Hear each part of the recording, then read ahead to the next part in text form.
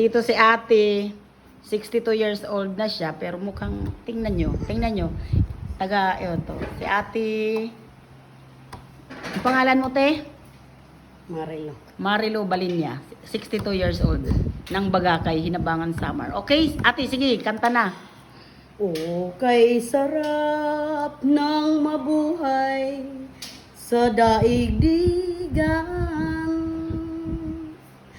Lalo na't kung kapilingang mahal sa buhay.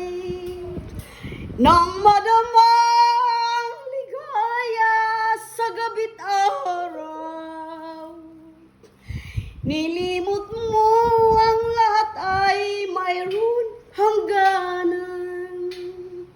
Ngunit nang iyong maramdaman ang kalungkutan,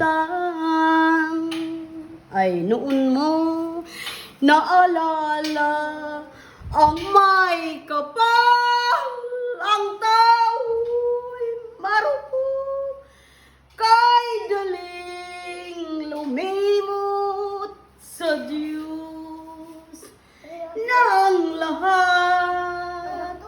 Siya ang